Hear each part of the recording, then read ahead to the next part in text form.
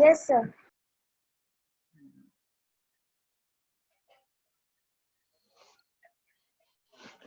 ठीक है, पहले वो एक क्वेश्चन था वो डिस्कस कर ले रहे हैं। अद्वैत जो भेजा था ऐसा ही कुछ था। ठीक है, ये एक्सिस था, इसके अबाउट ओमेगा से रोटेट कर रहा था। ग्रुप में क्वेश्चन है, देख सकते हो। क्या? एक रॉड। हाँ, ये रॉड है, मासलेस रॉड, एल लेंथ का। ठीक है, एल जो दे रखा है √24, ए दे रखा है। ठीक है, अभी ये चक्का है, जैसे अगर सोचो कि अगर हमारा चक्का है, ये ऐसा ओमेगा से रोटेट कर रहा है। ठीक है, और प्योर रोलिंग का कंडीशन दे रखा है, तो इसका भी कितना होगा? ओमेगा इंटू आर के बराबर होगा। ठीक है, जैसे अगर प्योर रोलिंग, हाँ, यहाँ भी और ओमेगा है दोनों आपस में इक्वल होगा, v equal to omega R होगा। तो अगर हम इसके लिए लिख रहे हैं कि रेडियस ए है, तो हम लिख सकते हैं कि इसका v जो होगा ओमेगा है। ठीक है, और ये ऐसा गोल गोल घूम रहा है, तो ये जो है इस एक्सिस के अबाउट ऐसा भी राउंड राउंड चक्कर लगा रहा होगा। ठीक है, यानी कि जो ये एक्सिस है, इससे जो परपेंडिकुलर एक्सिस ऐसा है, इस एक्सिस के अबाउट भी वो ऐसा घूम रहा होगा। ठीक है, जैसे अगर ये घूम रहा है तो सिर्फ गोल गोल घूमता तो यही घूमता, लेकिन ये ऐसा आगे इधर भी आ रहा होगा, ये भी ऐसा जा रहा होगा। यानी कि ये जो एक्सिस है, इससे परपेंडिकुलर कोई एक्सिस है, उसके अबाउट में ये राउंड राउंड घूम रहा होगा। तो हम इसको बोल दिए किसी ओमेगा डैश से घूम रहा होगा। ठीक है, तो बस अब ओमेगा डैश फाइंड करना है, तो इस पॉइंट का है, जैसे अगर ये पॉइंट को ए बोल देते हैं, ओ है, तो वेलोसिटी ऑफ ए जो हम देखें तो इस ओमेगा की वजह से इधर की तरफ है, तो वो है ओमेगा इंटू ए। और इस एक्सिस के अबाउट अगर देखेंगे तो इसका वेलोसिटी तो वही रहेगा, आगे जो होगा ट्रांसलेशनल वेलोसिटी, यानी कि जो सर्कुलर मोशन का वेलोसिटी होगा इसका इस एक्सिस के अबाउट, परपेंडिकुलर एक्सिस के अबाउट, वो यही होगा, यानी कि ओमेगा डैश इंटू जो परपेंडिकुलर डिस्टेंस है एल। तो यहाँ से हमारा ओमेगा डैश आ जा रहा है ओमेगा ए बाई एल।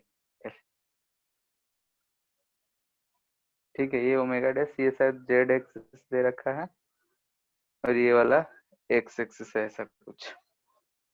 ठीक है, तो ये चीज हमारा पता चल गया। अब है कि क्वेश्चंस देखो, कि अगर हमको दो दो मोशंस दिख रहे हैं तो उसके बाद जो क्वेश्चन में पूछ रहा है वो चीज हम एक एक करके देखेंगे। क्वेश्चन कहाँ गया?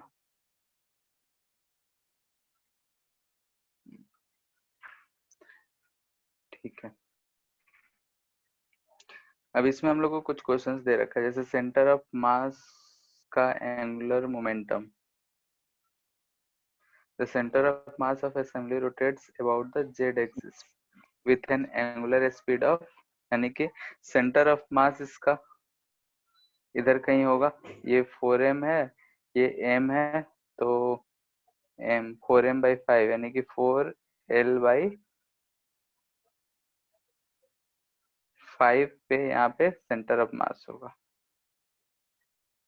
ठीक है, इसका अगर ओमेगा जेड एक्सिस के अबाउट बोल रहा है, तो ये जो एक्सिस है, ये पॉइंट जो है वो सिर्फ इसी ओमेगा डैश से रोटेट होता हुआ दिख रहा होगा, ऐसा सर्कल में घूमता हुआ दिख रहा होगा, यानी कि इसका कंपोनेंट अगर इधर ले ले तो वही हमारा आंसर हो जाएगा।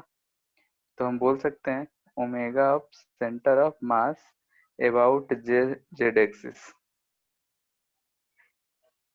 जो होगा वही omega dash cos of theta होगा। अगर इसको एंगल थीटा बोल रहे हैं तो ये 90 माइनस थीटा, ये भी एंगल थीटा होगा, जिसको लिख सकते हो omega A by L cos theta.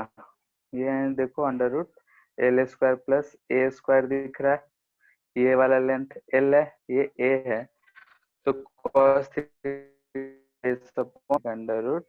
√L² plus a²। यहाँ से L का वैल्यू √24 दे रखा है, तो हमको ओमेगा बाई 5 दिख रहा है। ये 24 ये करेंगे तो नीचे 5 ही आएगा, ये कैंसिल हो जाएगा। ठीक है, तो फर्स्ट ऑप्शन तो हमको सही दिख रहा है कि जेड एक्सिस के अलॉन्ग ओमेगा बाई 5 होगा।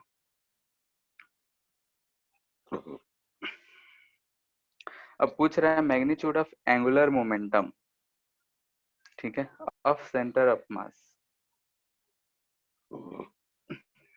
ठीक है, सेंटर ऑफ मास का एंगुलर मोमेंटम क्या होगा, तो हमको इस सेंटर ऑफ मास का इसके अबाउट एंगुलर मोमेंटम चाहिए।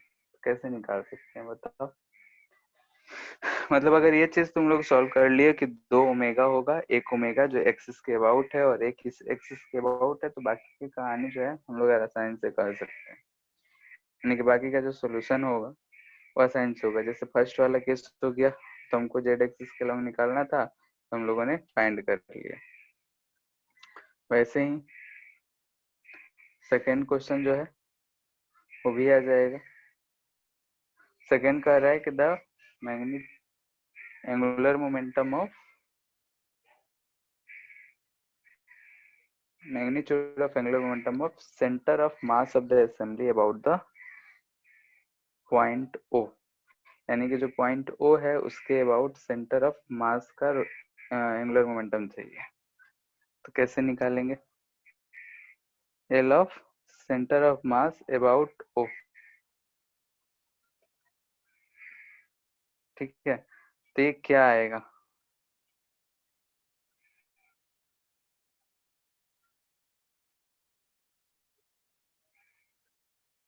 बोलो। यहाँ से ये सेंटर ऑफ मास है, इस अबाउट देखेंगे तो हमको ये सिर्फ ऐसा सर्कुलर करता हुआ दिखेगा। ठीक है, ये रोटेट होता हुआ हमको नहीं दिखेगा। यानी कि वो केस जो हो गया ऐसा हो गया कि कोई एक्सिस है, यहाँ से कोई पॉइंट है और ऐसा सर्कल में ऐसा घूम रहा है इस एक्सिस के अबाउट। तो इसका कुछ वेलोसिटी भी है, मास हो जाएगा 5m, या डिस्टेंस हो जाएगा l। तो जो हम लिखेंगे तो क्या लिखेंगे, कोई भी पॉइंट ऑब्जेक्ट है ये, इसके लिए लिखेंगे mvr। तो m हो गया 5m, v हो जाएगा हमारा, ये यहाँ से ओमेगा डैश से रोटेट कर रहा है, तो v हो जाएगा, हम लिख सकते हैं omega dash into L, omega dash L into L. तो वैल्यू रख के सॉल्व कर लो। तो 5m ओमेगा डैश आया हमारा ओमेगा बाई 5। अच्छा नहीं, सेंटर ऑफ मास जो है l प्लस 4l बाई 5 है, l प्लस 4l बाई 5 है, यानी कि 9l by L 9l by 5 into 9l by 5।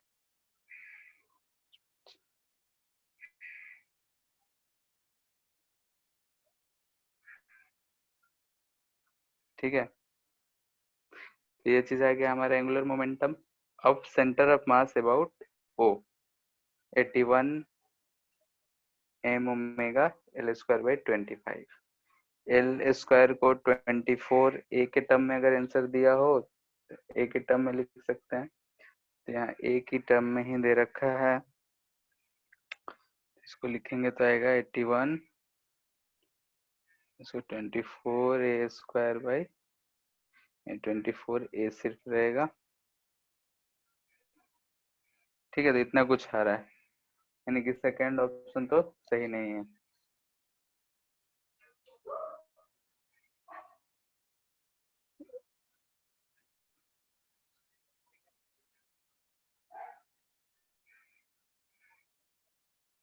ठीक है, ओमेगा बाई 5 एल।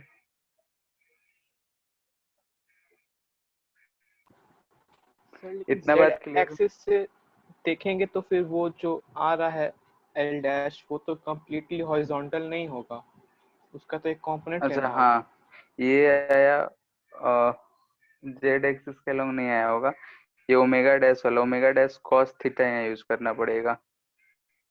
ठीक है, कॉस थीटा छूट गया है। बात समझ आ रहा है? ठीक है, cos थीटा यूज कर लेंगे तो हमारा काम हो जाएगा, क्योंकि ओमेगा डैश के अबाउट फाइंड करेंगे। उसमें जैसे कि ये वाला एक्सिस जो था, फिगर ये थोड़ा इसमें एक तो है कि साथ साथ सब दिखता नहीं है, हम इस एक्सिस के अबाउट फाइंड कर लेंगे।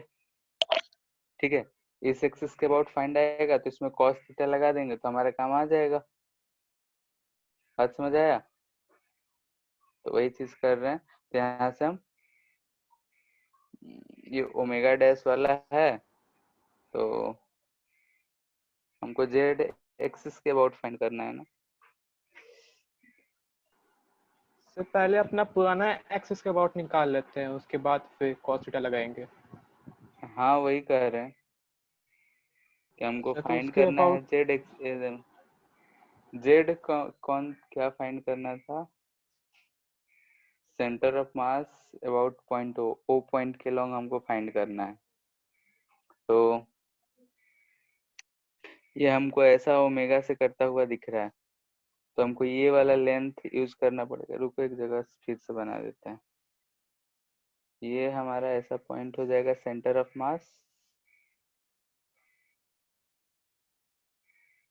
ठीक है, ये जेड एक्सिस हो गया, और ये जो सेंटर ऑफ मास है ऐसा ऊपर में ऐसा रोटेट करता हुआ दिखेगा, ऐसा ही दिखेगा।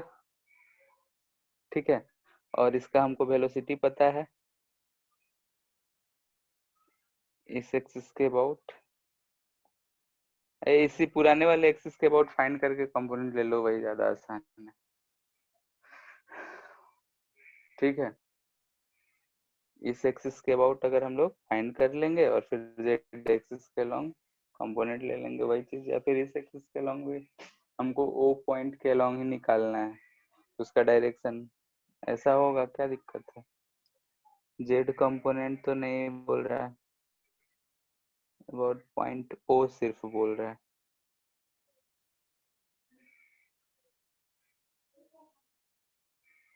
ठीक है, सिर्फ पॉइंट ओ के अबाउट पूछ रहा है कि इस पॉइंट ओ के अबाउट निकालना है, तो पुराने वाले एक्सिस के अबाउट ही निकाल लो, इतना कुछ आएगा। ठीक है, कंपोनेंट लेने की जरूरत नहीं है, और कैलकुलेशन एक बार चेक कर लेना कि सही है कि गलत है। 81 m omega L square by 25, L square को रूट 24 ए है, तो यहाँ 24 ए स्क्वायर आएगा। ठीक है, तो इतना आएगा। तो जो है कि ये हमारा सेकंड ऑप्शन से मैच नहीं कर रहा है। थर्ड जो है, the magnitude of angular momentum of assembly about its centre of mass. Centre of मास के लॉन्ग करना है सिर्फ। तो ऐसे हमको दो डिस्क दिख रहा है, ये इसका सेंटर ऑफ मास हो गया। इस सेंटर ऑफ मास पे जब हम बैठ जाएंगे तो हमको ये सिर्फ ओमेगा से रोटेट होता हुआ दिखेगा, ये दिखेगा। ठीक है, अगर हम सेंटर ऑफ मास पे बैठ जाएंगे तो सिर्फ हमको ओमेगा से रोटेट होता हुआ दिखेगा, तो इसका हम एल सेंटर ऑफ मास के अबाउट लिख सकते हैं। हाफ, दोनों डिस्क है, ये रेडियस ए है, ए स्क्वायर, हाफ क्यों, अच्छा आई इंटू ओमेगा डिस्क है, तो M A square by two होता है, M R square by two into omega, और दोनों का रोटेशन सेम है तो डायरेक्शन सेम होगा, तो हम ऐड कर सकते हैं। इसका कितना हो जाएगा, मास 4m था, रेडियस 2a का स्क्वायर इंटू ओमेगा, ऐड कर देंगे 2 8 17/2 m a स्क्वायर ओमेगा।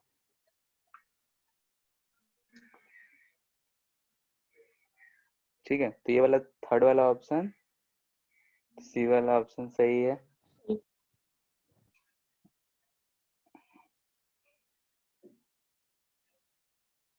हाँ बोलो।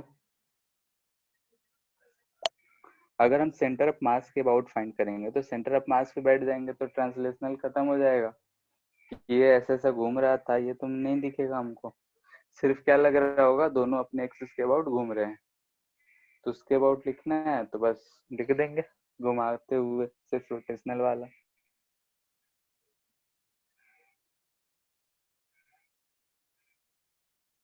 फिर थर्ड है लास्ट डी जो है the magnitude of the Z component of angular momentum is. ठीक है, तो यहाँ पे एंगुलर मोमेंटम लाए हैं, इसका जेड कंपोनेंट लेना है, तो ये जो हमारा एल आया था, ये आया था L of centre of mass about O आया था।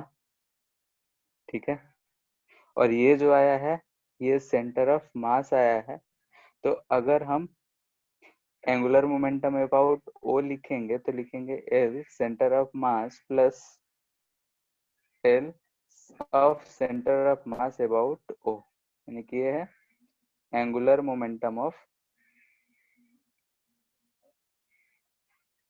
सेंटर ऑफ मास और ये L of centre of mass about O, ये लिखते थे तो ये चीज लिखेंगे।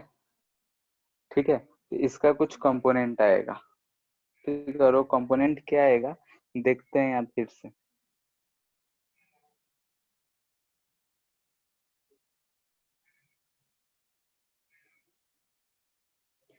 ऐसा कुछ है टेढ़ा टाइप का है उससे ठीक है, ये ओमेगा है, तो इसका देखो इसका जो एंगुलर मोमेंटम का डायरेक्शन आएगा ओमेगा, अगर हम रोटेट करेंगे तो इसी लाइन के अलॉन्ग कुछ आएगा। ठीक है, अगर ऐसा रोटेट कर रहे हैं सर ये उल्टा डायरेक्शन है डायरेक्शन में है। तो इधर ले लो। ठीक है, इधर रहता तो ऊपर जाता, ऐसा है तो इधर आएगा, और ये वाला एक्सिस के अबाउट ऐसा है तो इसके अबाउट ऐसा रोटेट हो रहा होगा, तो इसके अबाउट अगर हम फाइंड करेंगे तो इधर की तरफ आएगा, ये L1 बोल दे रहे हैं, ये L2 बोल दे रहे हैं। अब हमको ये चीज जो है ये क्या सर है उसके हमारा ऑपोजिट डायरेक्शन में रहेगा ना L2। L2, जैसे कि ये रोटेट ऐसा कर रहा है तो उसके अलोंग हाथ मोड़ेंगे तो L2 के अलोंग ही ना जाएगा।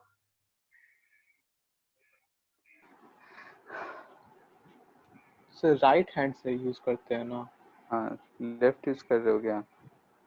नहीं सर। तो राइट ऐसे मोड़ेंगे तो थंब तो इधर ही जा रहा है।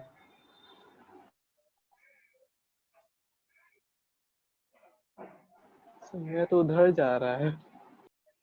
ऐसा ऐसा है देखो, ये ऐसा हो गया और ये इसको ऐसे हम घुमा रहे हैं, यानी कि इधर से हम खड़े होके देखेंगे तो हमको क्या दिखेगा बताओ, क्लॉकवाइज या anti clockwise? Clockwise.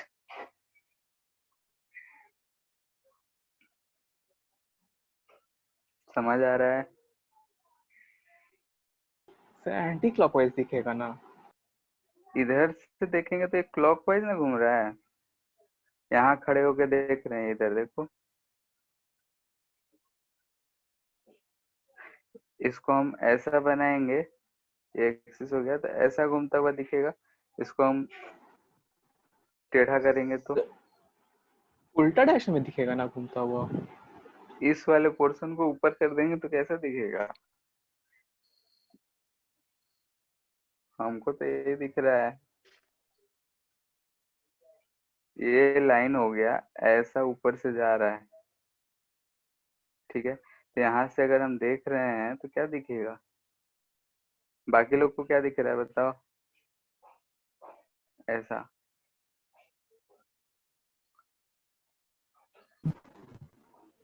Sir clockwise दिख रहा है, L2 वाले साइड से एंटी क्लॉकवाइज। क्लॉकवाइज दिख रहा है इधर से देखेंगे तब एंटी क्लॉकवाइज दिखेगा। ऐसा लूप हो गया, ये एक्सिस हो गया, L2 इधर की से ऐसा डायरेक्शन हो गया, देखो इधर से देखोगे तो क्या दिखेगा, क्लॉकवाइज, इधर खड़े होके देखेंगे तो एंटी क्लॉकवाइज।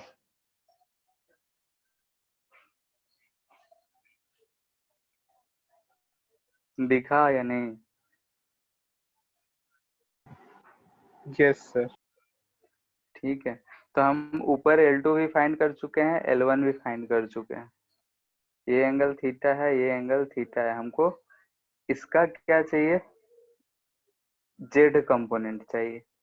तो इन दोनों का जेड कंपोनेंट ऐड कर देंगे तो हो जाएगा। तो एलओ अबाउट जेड कंपोनेंट क्या आएगा? L1 cos theta minus L2 sin theta. Solve कर लेना है। ये वाला जो है इसको हम बोल रहे हैं, ये क्या था? L2 है, और ये जो आया है इसको हम बोल रहे हैं L1। ठीक है, यही काम करना था इसमें। एक्चुअली में ये डिफिकल्ट इसलिए हो जा रहा है क्योंकि अगर हम ये वाला रोटेशन को हम नहीं देख पा रहे हैं तो ठीक है, सीधा सीधा रहता, एक रहता तो सीधा चल जाता, लेकिन चूंकि ये एक्सिस ऐसा टेढ़ा है तो इस एक्सिस के अबाउट ये रोटेट करता हुआ हमको दिखेगा। ठीक है, ऐसा कुछ खिलौना आता है क्या? देखिए वो। ठीक है, चलो एज्यूम कर सकते हो कि इसके अबाउट और ये इसके अबाउट ऐसा, इस एक्सिस के अबाउट ऐसा घूम रहा होगा। ठीक है, तो घूम रहा होगा तो ओमेगा डैश ले लेंगे और इससे सॉल्व कर लेंगे। अगर ये कोई सोच पा रहा है, ये अगर सोच लिया है तो ये सवाल आसान है, उसके बाद तो बस फॉर्मूला रखना है, सॉल्व करना है। लेकिन अगर उसको हम कंसिडर अगर नहीं कर पा रहे हैं तो मुश्किल है। समझ में आया या फिर कहीं दिक्कत है तो पूछो।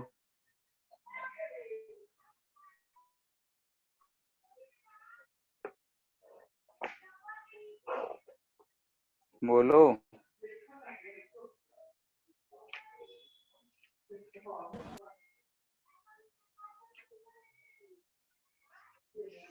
अरे यस सर। समझ आया कि अभी भी दिक्कत है?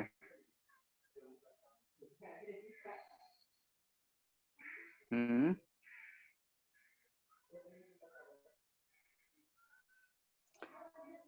काम क्या किए हैं एक बार फिर से एक्सप्लेन कर देते हैं, बाकी कैलकुलेशन ऊपर। ऐसा हम लोग का कुछ फिगर दे रखा है,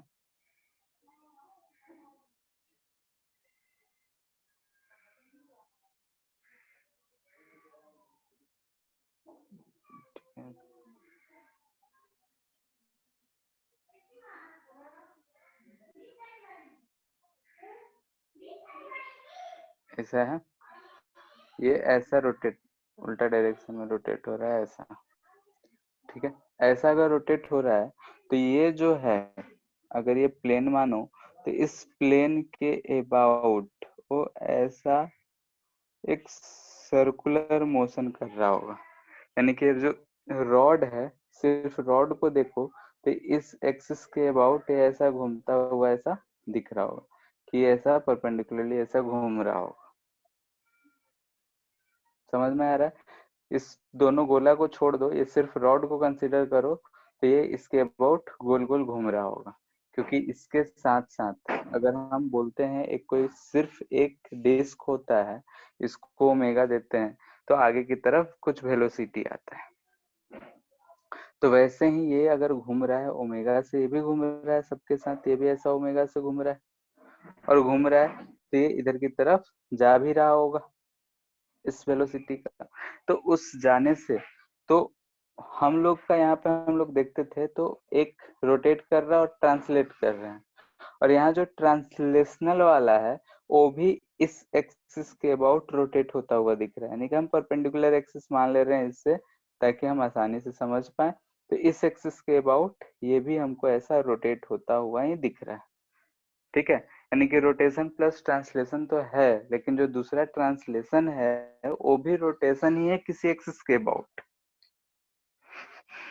ठीक है, तो यही चीज सिचुएशन इसमें दे रखा है। हम लोगों ने देखा था मोस्टली क्वेश्चन यही रहता है कि ओमेगा से है, वी वेलोसिटी दे दी, आगे जा रहा है। यहाँ पे क्या है, ये रोटेशन हो रहा है और उस रोटेशन की वजह से ये लग रहा है कि इस एक्सिस के अबाउट सर्कुलर मोशन ये कर रहा है रॉड।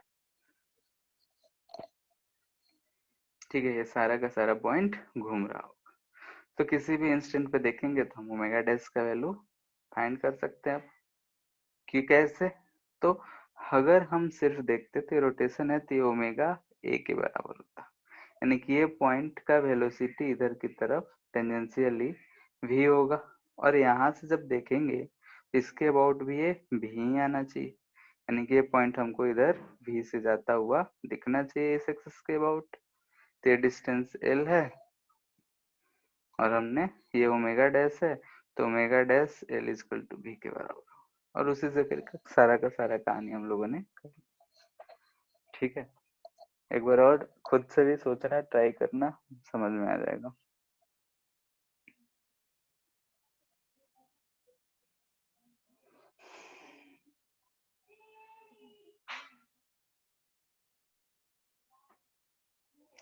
ठीक है, कैलकुलेशन में कहीं भी अगर कोई दिक्कत है तो एक बार देखना, फिर से पूछ सकते हो।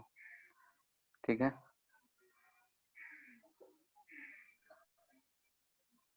चलो ठीक है, फिर हम लोग अब फ्लूइड पे आते हैं, कुछ क्वेश्चंस करते हैं उसका।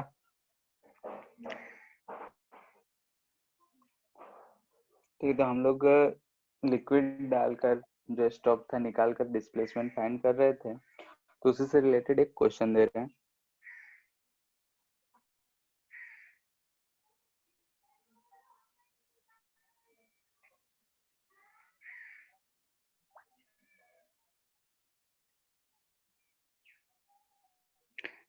ऐसा दे रखा है, ठीक है, और स्टॉप जो है यहाँ पे लगा हुआ है, इसके इधर यहाँ से एक अलग लिक्विड है और इधर एक अलग लिक्विड है। ठीक है, दोनों तरफ अलग अलग लिक्विड है, ये रो है, ये 2 रो है,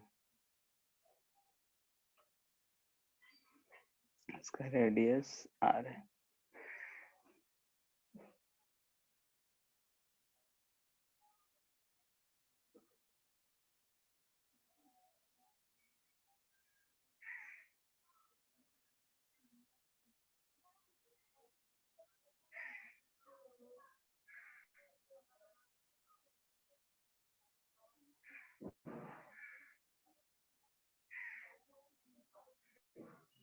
ये चीज फाइंड करना है कि अगर स्टॉप को हटाएंगे तो एक लिक्विड दूसरे लिक्विड को धक्का देगा और कुछ रोटेट करके इक्विलिब्रियम पोजीशन में आएगा, तो कितना रोटेशन हुआ होगा ये पता करना है।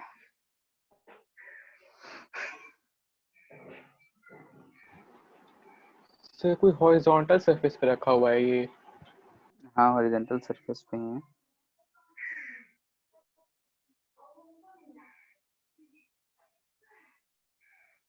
ऐसा सर मतलब ट्रांसलेट भी सर करेगा? 60 डिग्री। नहीं, ये रेस्ट में, मोशन वोशन कुछ नहीं है, फिक्स है। 60 डिग्री कैसे?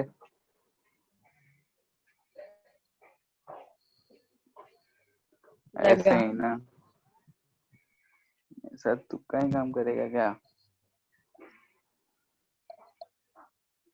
सॉल्व आंसर है करो क्या बरोबर। सर? आंसर हमको भी नहीं पता है।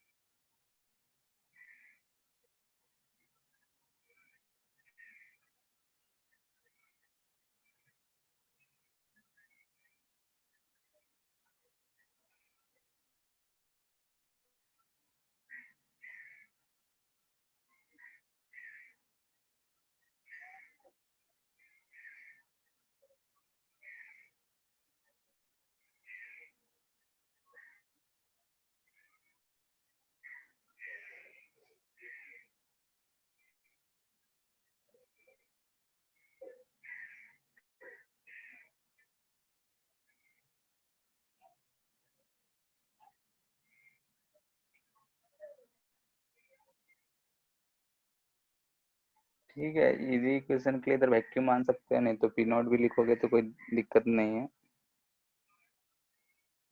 बस पी नॉट हर जगह आएगा, नहीं वैक्यूम लिखेंगे तो और कुछ नहीं है।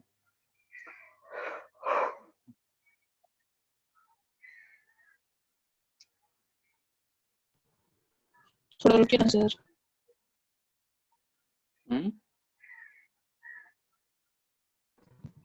थोड़ा रुकिए ना सर।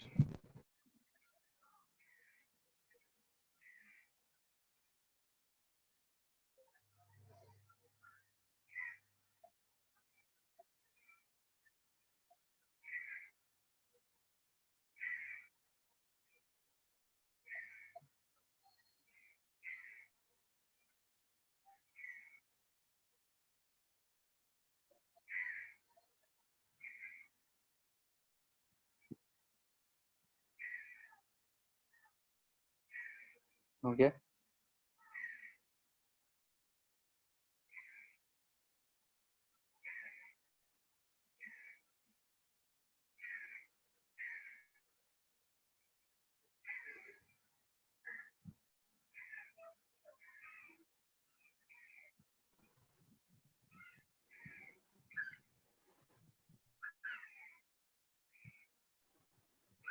tan inverse 1/3। देखते हैं क्या आता है।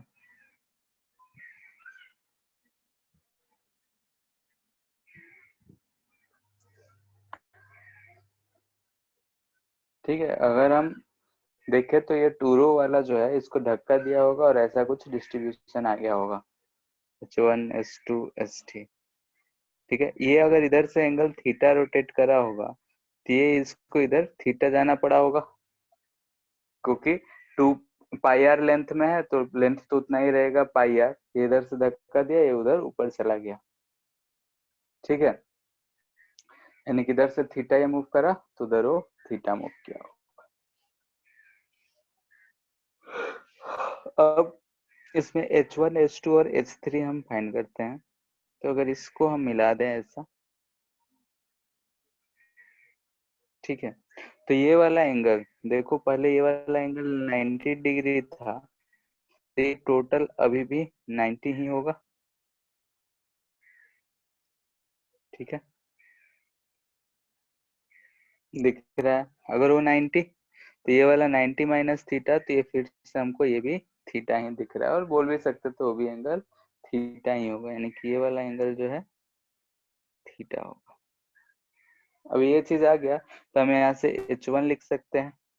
H1 ध्यान से देखो, तो ये हाइट है हमारा, यानी कि R माइनस यहाँ से यहाँ तक की R है, ये जो लेंथ है वो R। R में से अगर हम इस ऊपर वाले यानी कि R साइन थीटा को घटा दें तो हमको H1 मिल रहा है। H2 अगर लिखना हो तो H2 भी उसी तरीके से लिख सकते हैं। तो यहाँ ध्यान से देखो तो R minus R cos theta दिख रहा है ये। ठीक है, और H3 लिखना हो तो ध्यान से देखो, ये वाला लेंथ यानी कि R cos theta plus R sin theta दिख रहा है। अगर ये नहीं दिख रहा है तो बोलो, अलग फिगर बना के बताते हैं।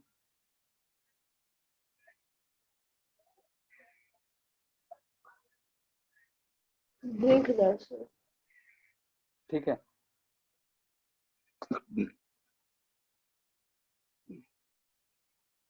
किसी को भी अगर दिक्कत है H1 H2 H3 लिखने में तो बोल सकता है, और अगर ये लिख लिए हैं तो फिर क्या कर काम है। हमारा ये पॉइंट P है, इस पॉइंट पे प्रेशर इक्वेट कर दो, तो वहां पे पॉइंट प्रेशर क्या होना चाहिए, इक्वल होना चाहिए।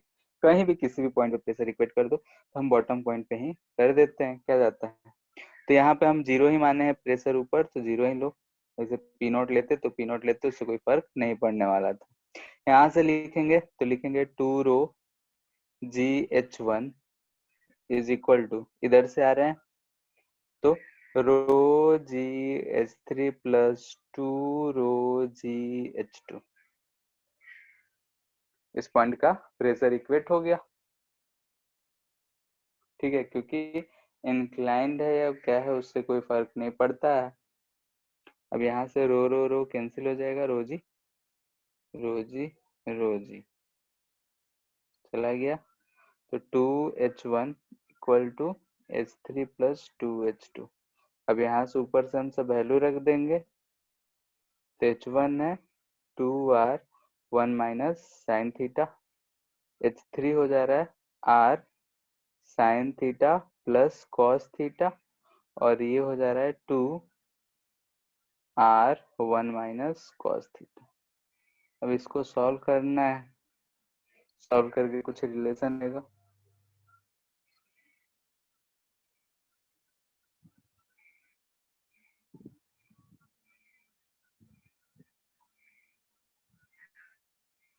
ये हमको सॉल्व करके ऐसा दिख रहा है, cos theta equal to 3 sin theta, यानी कि tan थीटा इक्वल टू 1/3, यानी theta equal to tan inverse 1/3। यही आया था आदित्य? यस सर, यही हुआ था, tan इनवर्स 1/3। ठीक है, ठीक है, काम यही करना था हमको कि प्रेशर इक्वेट कर देना था। किसी भी पॉइंट पे करो कोई फर्क नहीं पड़ता है, यहाँ पे हमको इजी लगा इसलिए यहाँ पे। और मैं ऐसे नहीं बनाया था सर। क्या किए थे? सर कल जैसे सारा क्वेश्चन कर रहे थे, पहले ही प्रेशर इक्वेट कर दिया था, और ये मतलब कि शुरुआत में इतना कुछ नहीं मानने की जगह लास्ट में आर का मतलब कि सारा मेजरमेंट उसी से मैं ले लिया था। आधा चीज कैंसिल होने के बाद ही मतलब कि सब कुछ लिया, तो फिर कम कैलकुलेशन हुआ। आवाज नहीं आया तुम्हारा क्लियर, क्या बोले नहीं समझ आया। कल भी तो हम लोग ऐसे ही डिस्प्लेस करके कर रहे थे हाइट के टर्म में, और क्या। ठीक है, एक बार भेज देना, जो सॉल्व किया हो उसको भेज देना, देख लेंगे। ठीक है, बढ़िया रहा तो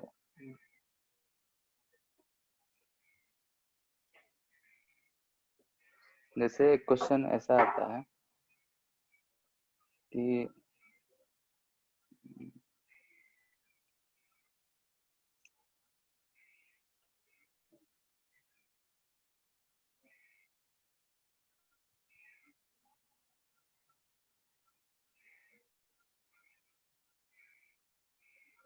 ठीक है, ऐसे जॉइंट ही है,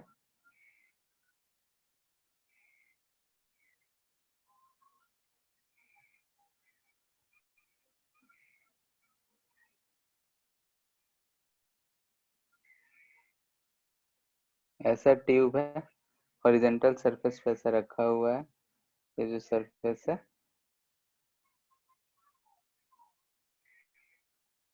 ऐसे ही है। ठीक है, हॉरिजॉन्टल सरफेस पे ही ऐसा रखा हुआ है।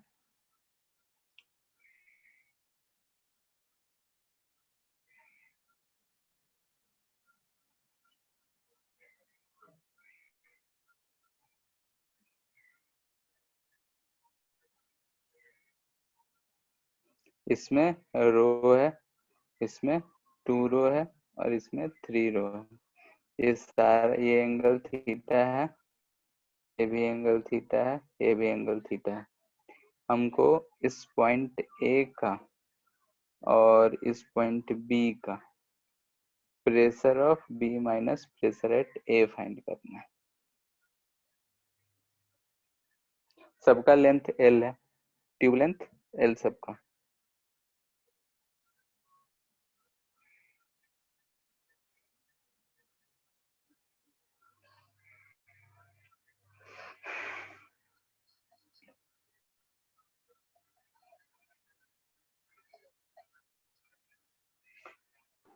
सर ए पे स्टॉप लगा हुआ है। स्टॉप कुछ नहीं है, मतलब ऐसा ही है, सब इमिसिबल लिक्विड है,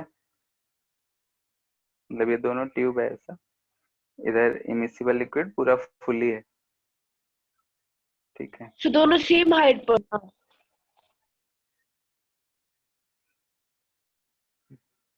हाइट नहीं है, जैसे ये ग्राउंड सरफेस है, सरफेस लेवल है। बी जो है इस पॉइंट पे है, और ए जो है इस पॉइंट पे है।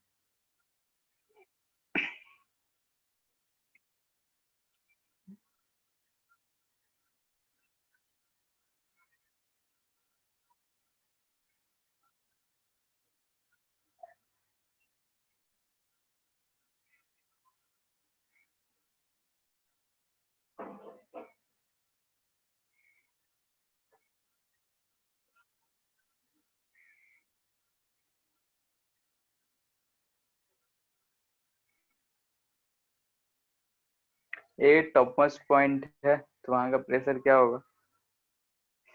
सारा इक्वी डिस्टेंस पे ही है, इक्वल हाइट है। इस हाइट का अगर देखेंगे तो यहाँ का प्रेशर जो होगा वही यहाँ का प्रेशर होगा, और यहाँ का प्रेशर कितना होगा? Atmospheric pressure P not. तो पी ए हम बोल सकते हैं पी नॉट होगा। ठीक है, पी बी अगर लिखना है तो इस डायरेक्शन से आ जाओ, किसी भी डायरेक्शन से जाओ। ठीक है, मल्टीपल चॉइस में होगा तो 3 रो के टर्म में भी हो सकता है और रो 2 रो के टर्म में भी हो सकता है। रो और 2 रो के टर्म में, इधर से आएंगे तो 2 रो के टर्म में हो जाएगा, इधर से जाएंगे तो 3 रो के टर्म में। तो ये आएगा हमारा पी नॉट प्लस 3 रो जी।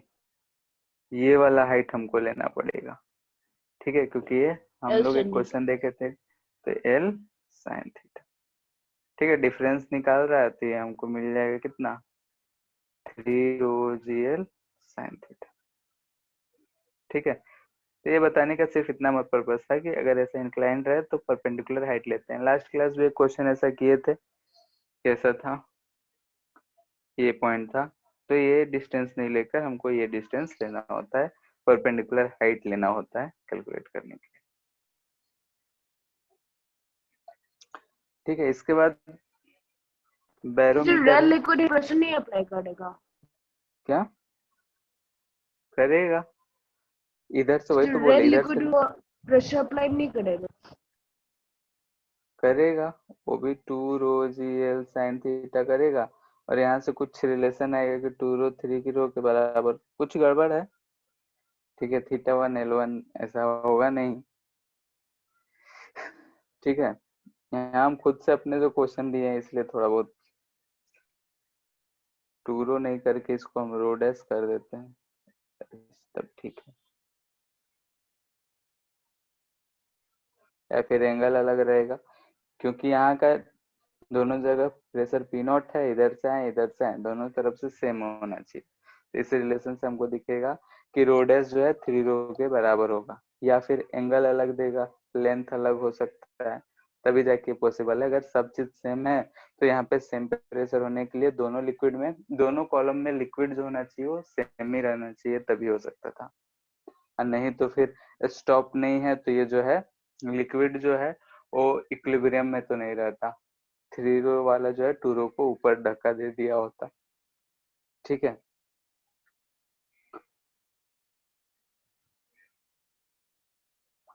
बस यहाँ पर्पस यही था बताने का कि जब एच हाइट होगा तो एच हाइट लेना है। ठीक है, हाँ बोलो। रो वाला लिक्विड है वो एंड खाली है, मतलब ओपन है, तो कौन सा? लिक्विड रो डेंसिटी वाला लिक्विड है। ऐसा है कि इस वाले में एक लिक्विड है, इधर दूसरा लिक्विड है और इधर तीसरा लिक्विड है। तो ठीक है, वो एंड तो ओपन है तो निकल नहीं जाएगा लिक्विड। यहाँ से तो होगा कुछ और का, मतलब बंद है यहाँ से,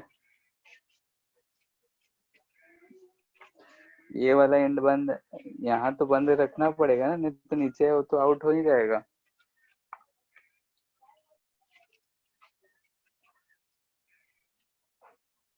ये क्वेश्चन है वो, ठीक है, उतना मत सोचो, मतलब बस पार्ट भी हो सकता है।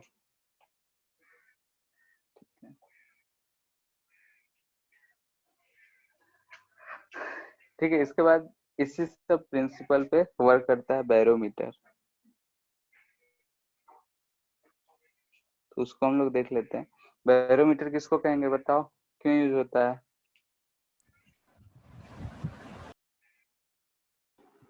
बोलो। एटमॉस्फेरिक प्रेशर मेजर करने के लिए। एटमॉस्फेरिक प्रेशर मेजर मेजर करने वाला डिवाइस। एटमॉस्फेरिक प्रेशर, ठीक है। एटमॉस्फेरिक प्रेशर को ये मेजर करता है। होता क्या है कि ऐसा एक टब होता है, इसमें लिक्विड पुट कर देते हैं और एक इसके ऊपर ट्यूब, यूट्यूब। ठीक है, ऐसा ट्यूब इसमें डाल देते हैं, ठीक है। तो ये ट्यूब ऐसा हम डालते हैं, ऊपर टच कर रहा होता है। और ये वर्क कैसे करता है, तो एक्चुअली में ये जो है इसमें वैक्यूम होता है, ठीक है।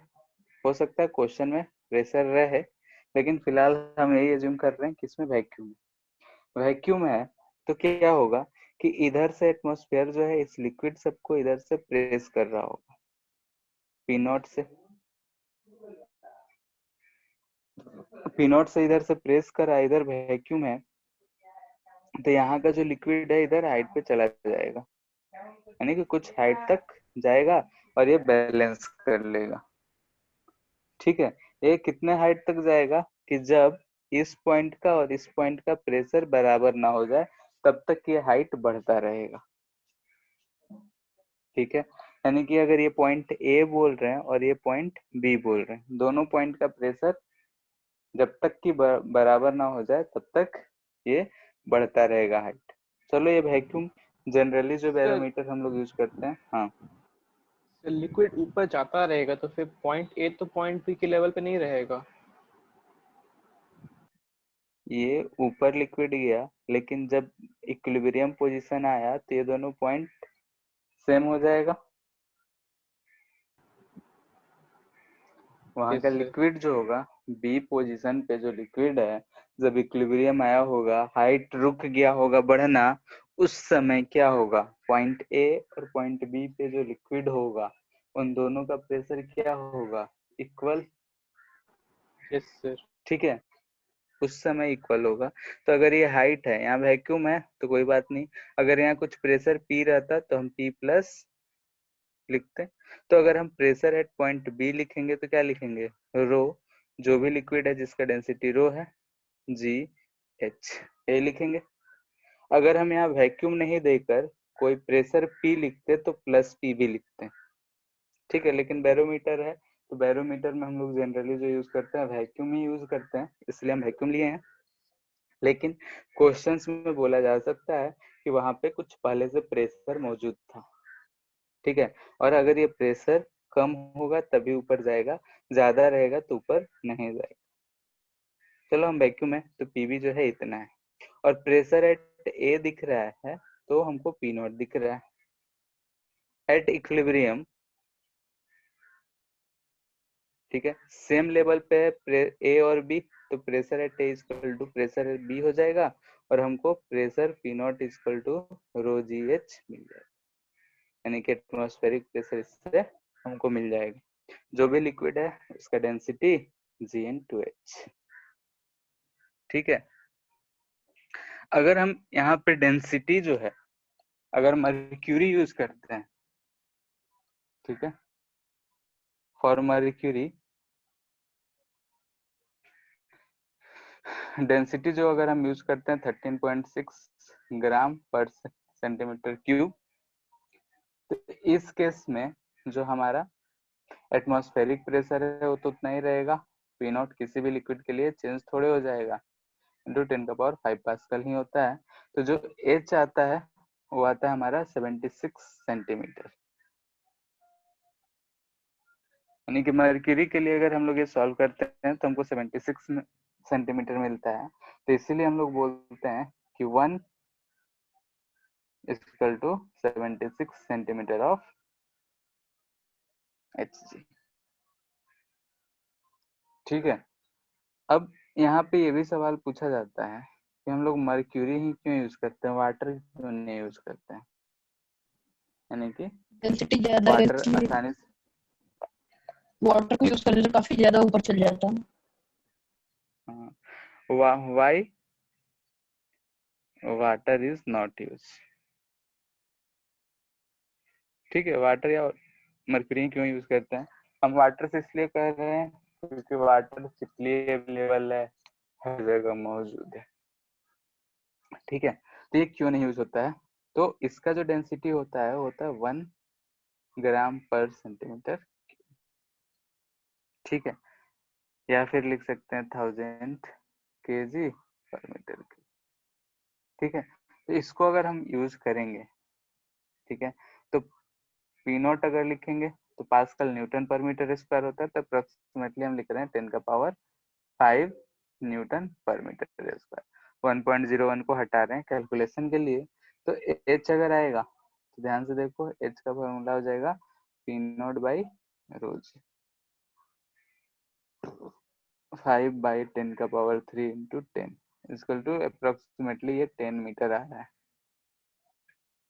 ठीक है, सोचो कि हमको प्रेशर मेजर करना है, 76 सेंटीमीटर एक तरफ है, यानी कि 1 मीटर से भी कम का लेंथ है, और यहाँ 10 मीटर।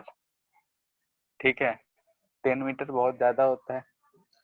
एक अगर हम लोग रूम का बात करें तो रूम शायद 2.5 से 3 मीटर तक हो जाता है, यानी 10 मीटर है, 3 तल्ला बिल्डिंग जितना लंबा ट्यूब लगाना पड़ेगा, तो हमको हैंडल करना बहुत मुश्किल हो जाएगा, इसलिए हम लोग वाटर नहीं यूज करेंगे।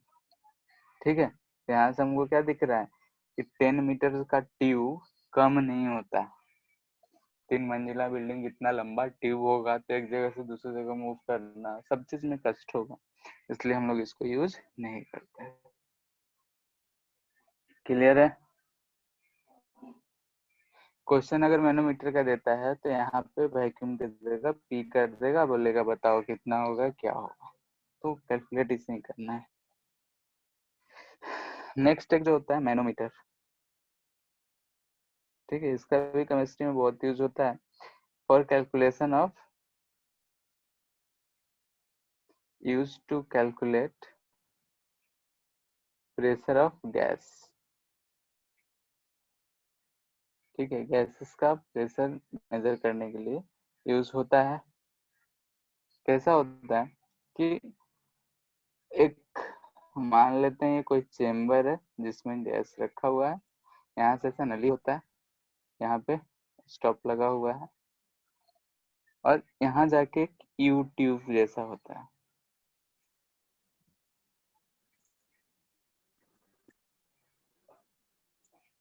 एक लिक्विड होता है इसमें।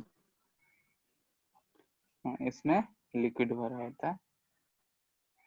ठीक है, इस मान लेते हैं कि यहाँ पे ऐसा लिक्विड भरा हुआ है। ठीक है, अभी कुछ भी नहीं है, तो ऐसा इक्वल पोजीशन में रहेगा। इधर से ओपन भी रह सकता है, क्लोज भी रह सकता है। ओपन है तो प्रेशर इधर से P0 एटमॉस्फेरिक लग रहा होगा।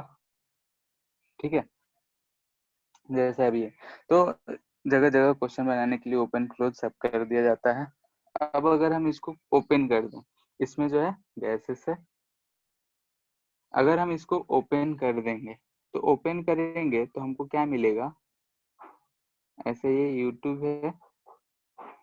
ठीक है, यहाँ से जो गैस जो है प्रेशर ऑफ गैस लगेगा, और हो सकता है कि जो इसमें लिक्विड था इसमें कुछ डिफरेंस आ जाएगा। ठीक है, यानी कि यहाँ से मान लेते हैं कि पहले कुछ ऐसा था, इसलिए हाइट पे था, ये कुछ नीचे गया, ये कुछ ऊपर गया। अगर हमको ये एच पता है तो यहाँ से जो प्रेशर लग रहा होगा प्रेशर ऑफ गैस लग रहा है, और इस पॉइंट का देखें तो ये हॉरिजॉन्टल लेवल है, तो इस पॉइंट का और इस पॉइंट का प्रेशर सेम होगा, यानी कि ए और B, pressure at A equal to pressure at B होगा। तो ए पे तो लग रहा है प्रेशर ऑफ गैस, बी पे अगर हम निकालें तो अगर इधर से ओपन है तो हम बोलेंगे पी नॉट। ठीक है, प्लस प्लस रो जी रो एच। जी एच, तो ये जो आ गया हमारा प्रेशर ऑफ गैस आ गया। ठीक है, और इसको बोलते हैं हम लोग एब्सोल्यूट प्रेशर। ठीक है, एब्सोल्यूट प्रेशर। अगर हम पी नॉट को हटा दें और P gas minus P not कर दें तो ये आ जाएगा रो जी एच, इसको बोलते हैं हम लोग गेज प्रेशर। ठीक है, ये जो चीज होगा इसको बोलते हैं गेज प्रेशर, यानी कि जो डिफरेंस होगा एटमॉस्फेरिक प्रेशर और प्रेशर ऑफ गैस में उसको बोलेंगे हम लोग गेज प्रेशर। तो बैरोमीटर हम लोग एटमॉस्फेरिक प्रेशर मेजर करने के लिए, और किसी गैस का अगर हमको प्रेशर मेजर करना होगा तो उसके लिए हम लोग मैनोमीटर यूज करते हैं। इस चीज को यूज करेंगे।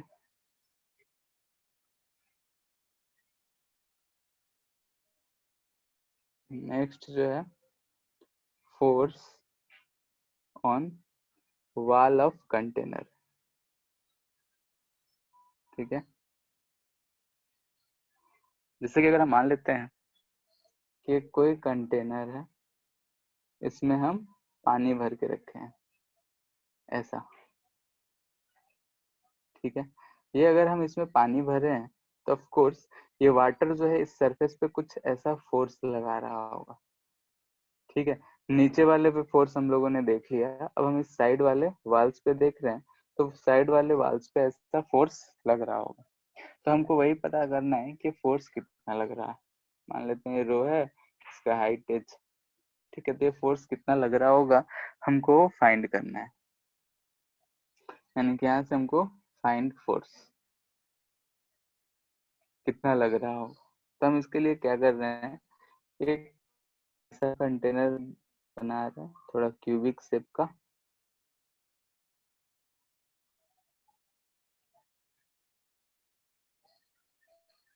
ठीक है, और मान लेते हैं कि हम ए बी सी डी इसमें लिक्विड भरा हुआ है, और हम इस वाल पे, जो साइड वाला वाल है, इस पे हम निकालना चाहते हैं, इस वाले पे हम फोर्स निकालना चाहते हैं। तो कैसे निकालेंगे, देखते हैं कि अगर हम जो भी फोर्स होगा, जैसे अगर हम यहाँ छोटा सा एक एलिमेंट ले लें, यहाँ से y दूरी पे जाकर dy एलिमेंट का dy लेंथ का एक एलिमेंट लिया, तो इस पे ऐसा प्रेशर लग रहा होगा P। कितना लग रहा होगा, तो हम यहाँ पे pressure, atmospheric pressure P not माने या फिर नहीं माने, कोई फर्क नहीं पड़ता है। तो हम यहाँ प्रेशर नहीं मान रहे, तो यहाँ से हमको दिख रहा है अगर ये टोटल हाइट h होगा, तो यहाँ जो प्रेशर P लग रहा होगा वो होगा रो जी एच माइनस वाई। अब ऊपर से भी y ले सकते थे, ऐसा कोई नहीं। ये था उस पॉइंट पे प्रेशर, तो इस पॉइंट पे प्रेशर तो P ही लिखते हैं। इस पॉइंट पे जो फोर्स लग रहा होगा dF, तो कितना लग रहा होगा, प्रेशर इनटू इसका एरिया dA।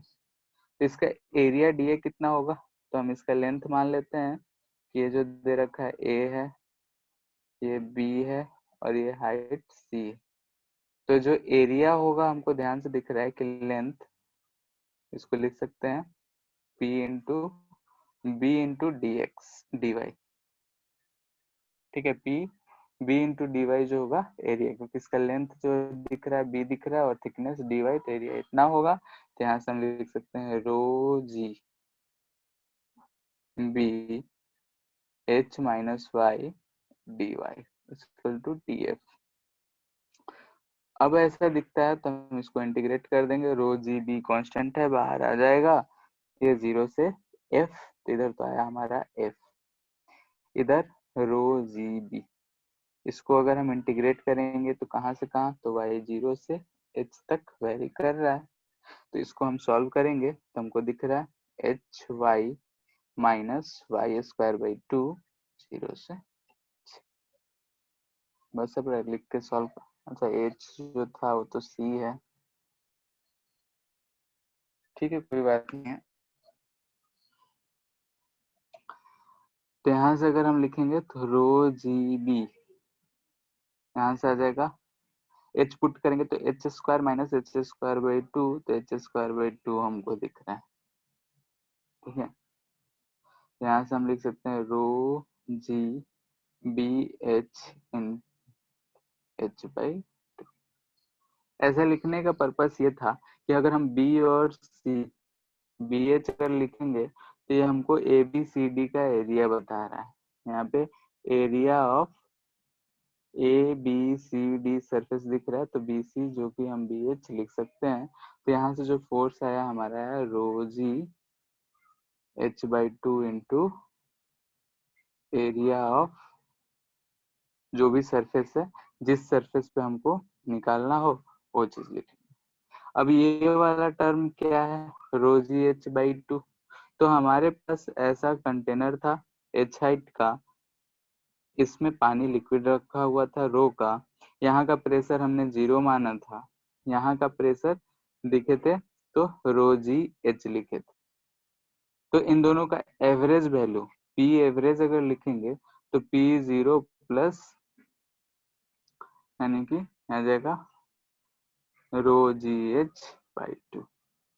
ठीक है, तो इस चीज को याद रखना है कि जो फोर्स आएगा वो हमारा आएगा P average into area of surface.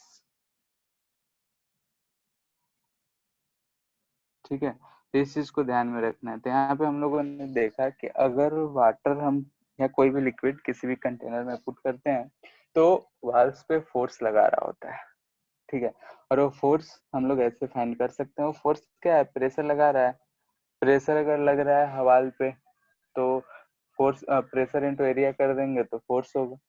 लेकिन यहाँ पे हम देखें ये जो प्रेशर है पूरे वाल पे ऊपर से नीचे तक यूनिफॉर्म नहीं है, वेरी कर रहा है। जैसे जैसे हाइट चेंज हो रहा है वैसे वैसे वेरी कर रहा है। तो इसलिए हम लोग ऐसा एक एलिमेंट ले लिए और उस पॉइंट पे प्रेशर फाइंड करके उस जगह का फोर्स फाइंड कर लिए। तो फोर्स निकाले, सबका फोर्स ऐड अप करना था तो हम ऐसा कर दिए। तो हमको ऐसा सिंपल एक फॉर्मूला मिला। अगर हम यहाँ से देख रहे हैं तो ये हमको मिल रहा है P average into area of the surface. इस चीज को याद रखना है क्योंकि हर जगह हम इंटीग्रेट करते तो फिरेंगे नहीं। जैसे कुछ क्वेश्चंस करते हैं, मान लेते हैं कि ये ओपन सरफेस है। ठीक है, इसमें लिक्विड भरा हुआ है, रो है, ये हाइट h है। तो इस वाले सरफेस पे मान लेते हैं ऐसा है, ये लेंथ a है। तो इस सरफेस पे फोर्स कितना लगेगा,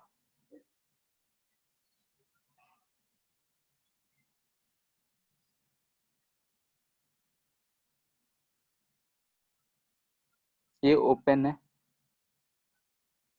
ठीक है, ओपन है यानी कि P0 यहाँ का प्रेशर होगा।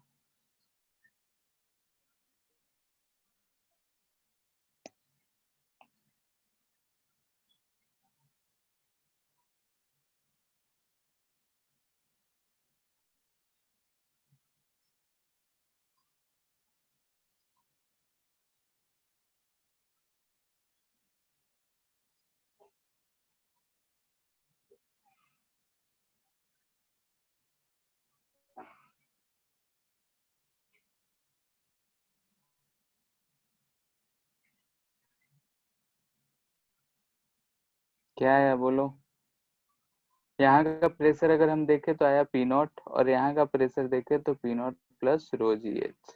तो P एवरेज हमने लिखा तो आया P0 प्लस रो जी h/2। ठीक है, एवरेज से निकालते हैं, दोनों को ऐड करके डिवाइड बाई 2। तो ये चीज आ गया हमारा P0 प्लस रो जी h/2। तो जो फोर्स लग रहा होगा P0 प्लस रो जी h/2 इंटू एरिया। एरिया हो जाएगा A इंटू एच। क्लियर है। अगर हमको इस सरफेस पे फोर्स निकालना है तो इस सरफेस का एरिया से मल्टीपल कर दिए एवरेज प्रेशर फाइंड करके।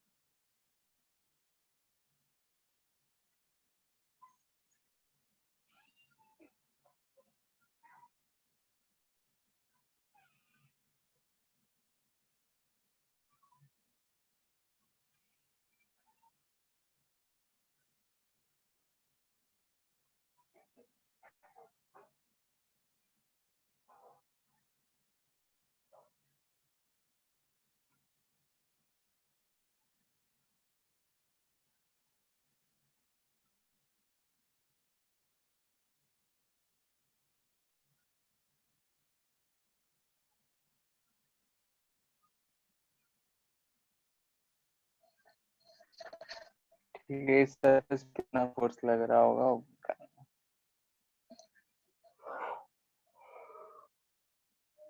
ये नहीं, क्वेश्चन ये था, ये C D E F ratio of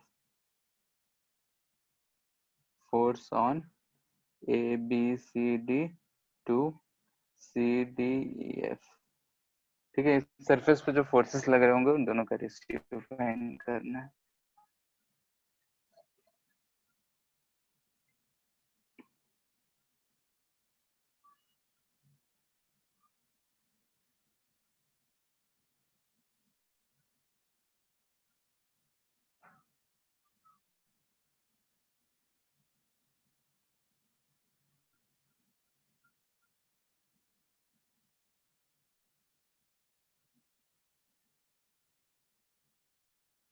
इसको क्लोज्ड मान लो, इजी हो जाएगा।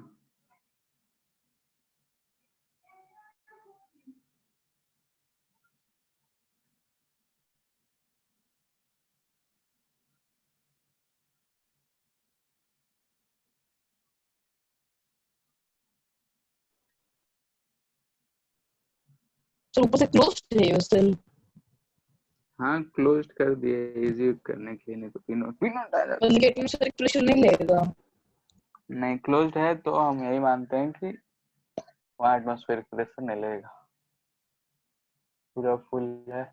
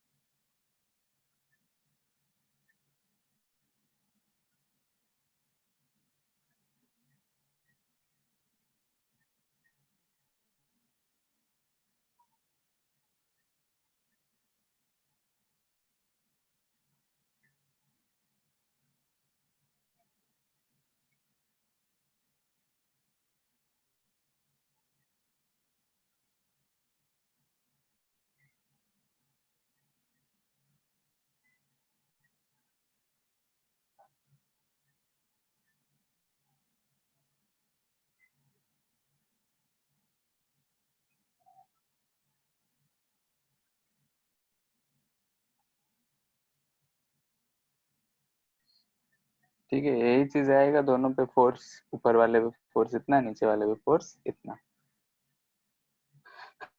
ठीक है, और दोनों फोर्स का फिर रेशियो लेंगे तो एल एल कटेगा, बाकी जो कटना होगा कटेगा। ठीक है, ये पिछले साल नहीं 2019 में F2 2 रो GH1 होगा ना सर?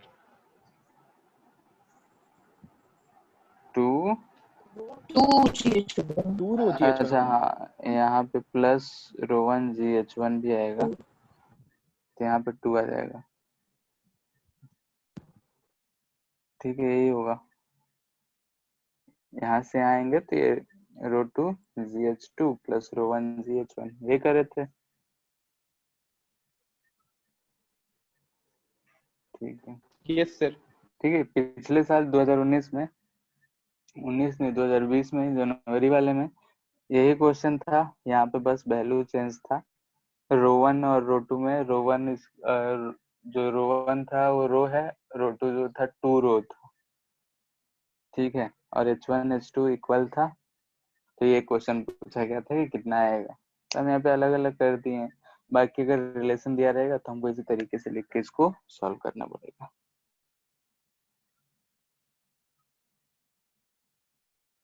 ठीक है, अब जैसे अगर हम देख रहे हैं वही कंटेनर है, इसमें पानी ऐसा भर दिए। ठीक है, इधर पानी है, ये वाला सरफेस को हमको कंसीडर करना है। ठीक है, ये वाला सरफेस, अगर ये हम बोले कि ए बी सी डी है और इस वाले सरफेस पे हमको दिख रहा है कि फोर्स इधर से इधर लग रहा होगा, अंदर से फोर्स बाहर की तरफ लग रहा है, तो ये जो है इस एक्सिस के अबाउट क्या ऐसा रोटेट होना चाह रहा होगा? बोलो। वाल है, वाल पे हम एक तरफ से फोर्स लगा रहे हैं, तो अगर ये जोर से नहीं बंधा होगा तो इस एक्सिस के अबाउट क्या होगा, गिर जाना चाहेगा इस फोर्स की वजह से। और फोर्स है तो हम बोल सकते हैं कि ये जो एक्सिस है, यहाँ से अगर फोर्स कुछ लग रहा है तो इस फोर्स की वजह से ये इसके अबाउट ये रोटेट होना चाह रहा होगा,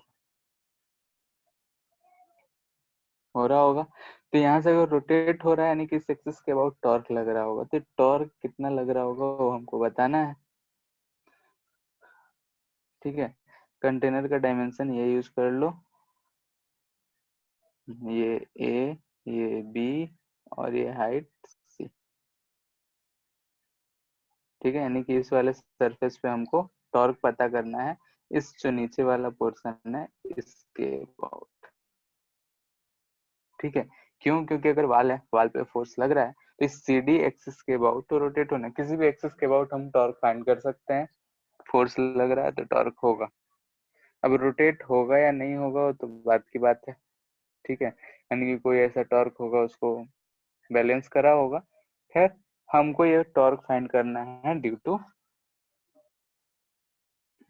to force of liquid on wall. ठीक है, इसके कारण ये टॉर्क कितना होगा, जैसे फोर्स फाइंड किए थे वैसे ही टॉर्क फाइंड करेंगे।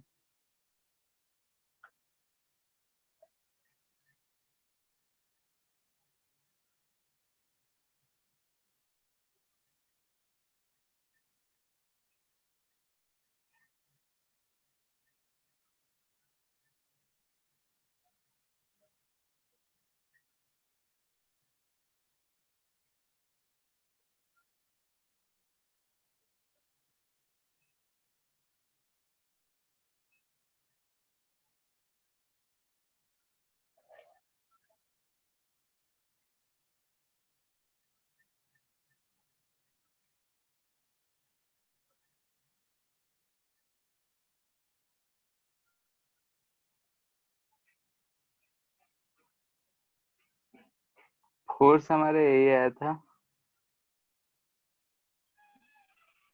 जो डीएफ फोर्स था, यहाँ से देखो तो ये था rho G B H minus Y D Y. तो डीएफ ही हम लिख रहे हैं, तो डीएफ इसलिए लिख रहे हैं क्योंकि अगर हमको डीएफ पता है तो डी टो लिख सकते हैं, ये क्या होगा, तो वाई इंटू डीएफ होगा। तो ये हो जाएगा B H minus Y into Y D Y integrate, zero से हाइट सी है। ठीक है, एच जो है वो सी ही है, सी लिखो या फिर एच लिखो, बात बराबर है।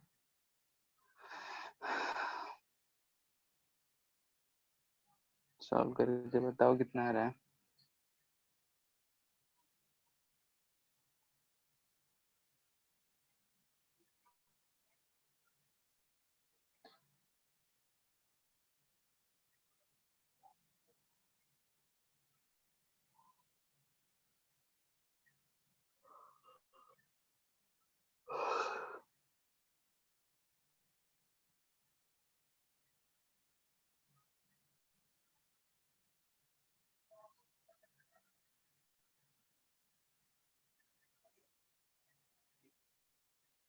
ठीक है, ये टॉर्क आ जाएगा।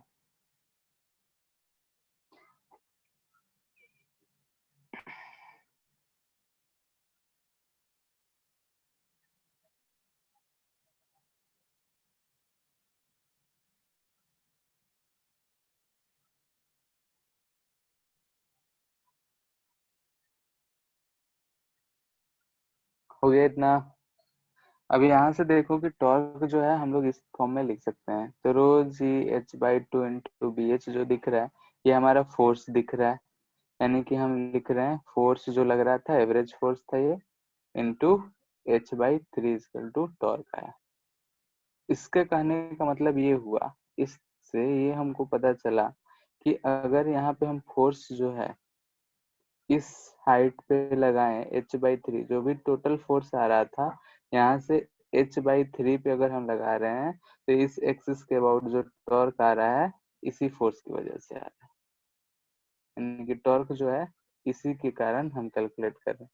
यानी कि हम बोल सकते हैं कि जो फोर्स है, टोटल फोर्स जो लग रहा है जो इक्विवेलेंट टोटल का इक्विवेलेंट फोर्स लग रहा है वो नीचे बॉटम से h/3 हाइट पे लग रहा है। इस केस में हम लोग ऐसा बोल सकते हैं। ठीक है, तो फोर्स अगर हमको पता है एक्सिस का दे, कोई सा भी एक्सिस का है तो हम फाइंड कर सकते हैं। तो एक होमवर्क दे रहे हैं, find torque about central axis. ठीक है, सेंट्रल एक्सिस के अबाउट टॉर्क कितना लग रहा होगा, यानी कि ये जो हमारा सरफेस था इसके बीचों बीच जो एक्सिस जा रहा होगा, इधर भी फोर्स है इधर भी फोर्स है। ठीक है, ऐसा दोनों तरफ फोर्सेस लग रहा है, तो उस हिसाब से हमको इस एक्सिस पे टॉर्क कितना लग रहा होगा वो हमको फाइंड करना है। ठीक है, बस यही मेथड है, सॉल्व करके देखना क्या आता है। तो थोड़ा डायग्राम क्लियर कर दीजिए ना, नहीं समझ में आया क्वेश्चन होमवर्क वाला। जैसे ऐसा हम मान लेते हैं कि लिक्विड है, ठीक है, तो यहाँ जो हम ऐसा इधर पीछे की तरफ भी है, तो यहाँ जो हम एक्सिस बना रहे हैं, ठीक है, ये जो एक्सिस है हम इसके अबाउट अभी फाइंड कर रहे थे। जैसे ऊपर वाले क्वेश्चन में हम CD के अबाउट फाइंड किए थे, अभी हम बोल रहे हैं कि यहाँ से एक बीच में कोई एक्सिस है। ठीक है, तो इसके अबाउट फाइंड करना है। क्लियर है, क्वेश्चन क्लियर है? ठीक है, इस एक्सिस के अबाउट जो बीच में होगा, तो यहाँ पे हमको दिख रहा है ऊपर ओके भी सर। फोर्स होगा नीचे भी होगा।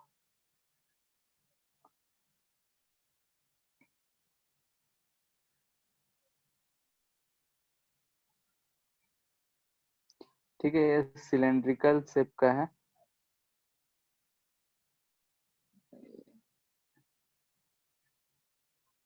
सेमी सिलेंड्रिकल कह सकते हैं,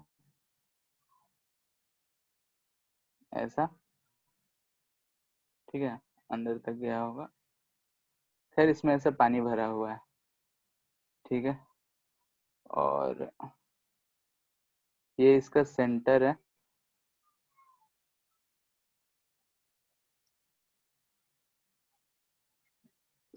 सिलेंड्रिकल है।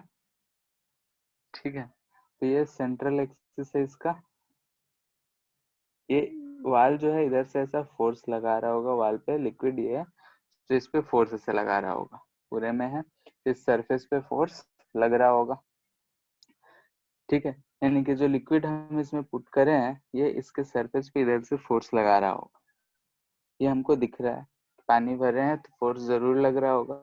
ये सिलेंड्रिकल है यानी कि ऐसा खाली है, तो हमको यहाँ फाइंड करना है कि find torque about axis of cylinder. ठीक है, इस एक्सिस ऑफ सिलेंडर के अबाउट टॉर्क फाइंड करना है, कितना टॉर्क होगा।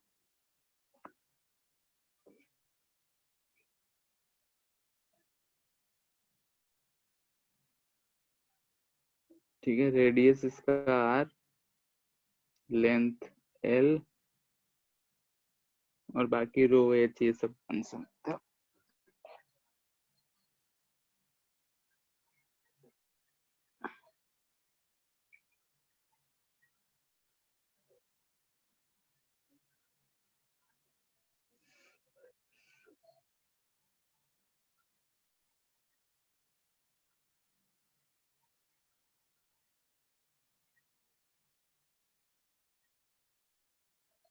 बोलो क्या होगा।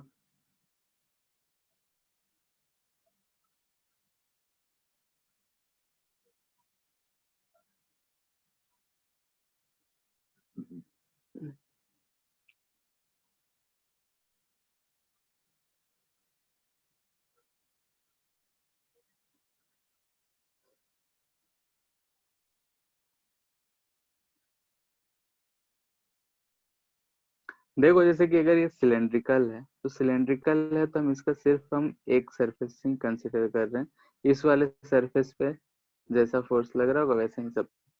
तो जो सिलेंड्रिकल है तो इस पे जो फोर्स लग रहा होगा तो प्रेशर की तरफ लग रहा होगा, तो जो भी फोर्स लग रहा होगा इस पे ऐसा नॉर्मल लग रहा होगा, यानी कि सारा का सारा इसके सेंटर से ऐसा पास कर रहा होगा। ठीक है, यानी कि सरफेस पे जो भी फोर्स लग रहा होगा हम जानते हैं कि प्रेशर की वजह से लग रहा है, और प्रेशर जो फोर्स लगाता है नॉर्मल टू द सरफेस लगाता है, यानी कि हम जानते हैं कि pressure applies force normal to surface. ठीक है, नॉर्मल टू सरफेस अगर लग रहा है तो सारा फोर्स जो है इसके सेंटर यानी कि इस एक्सिस से पास होता हुआ जा रहा है। अगर इस एक्सिस से फोर्स पास कर रहा है इसका मतलब क्या हुआ कि टॉर्क क्या होगा, जीरो, क्योंकि आर क्या हो जाएगा, जीरो। इस केस में जो है टॉर्क जीरो होता है, सिलेंड्रिकल वाल है।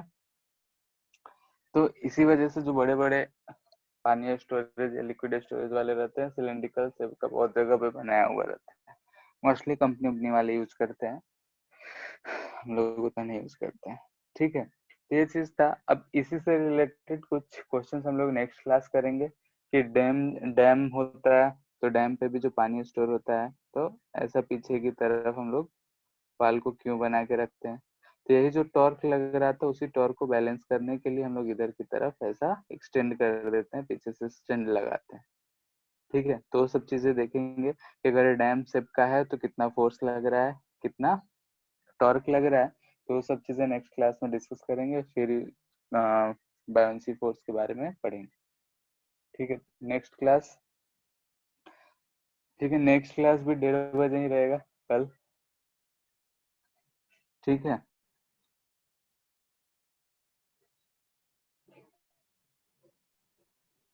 Thank you sir. Thank you, thank you sir. To thank you sir. Thank you.